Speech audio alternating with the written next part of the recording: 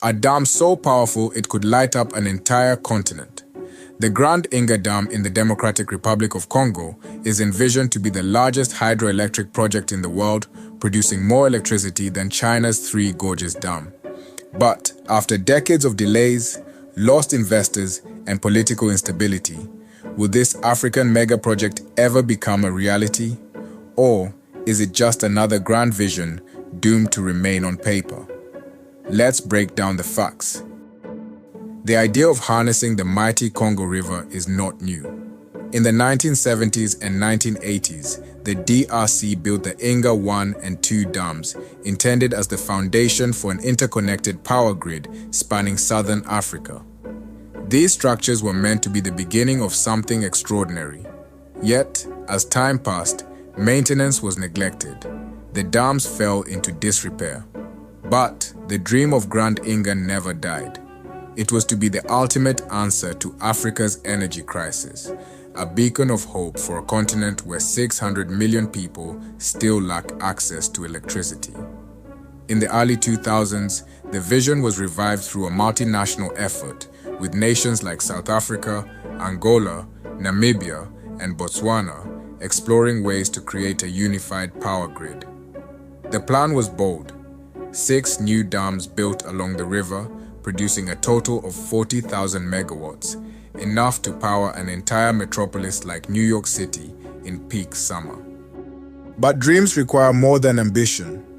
Decades after its inception, the Grand Inga Dam remains a concept, hampered by governance issues, financial struggles, and environmental concerns.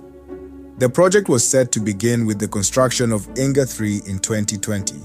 By now, turbines should have been whirring, supplying energy to South Africa, Nigeria, Guinea, and Angola. Instead, not a single brick has been laid.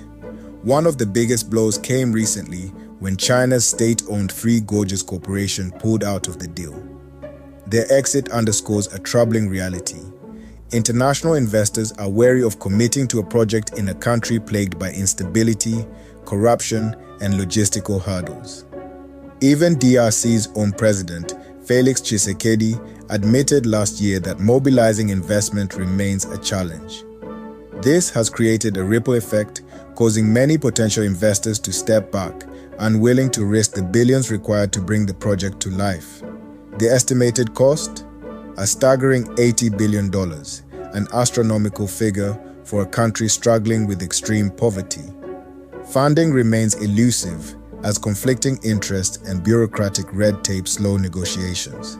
And even if the dam were built, would the Congolese people truly benefit? Critics argue that much of the power would go to South Africa and international mining corporations, leaving local communities in darkness. This raises ethical questions about who truly benefits from the dam's immense potential. Then, there's the issue of displacement. Nearly 37,000 people living near Inga face the threat of eviction with little guarantee of fair compensation. When Inga 1 and 2 were built, thousands were forced from their homes, many still awaiting justice decades later. The environmental concerns are just as pressing.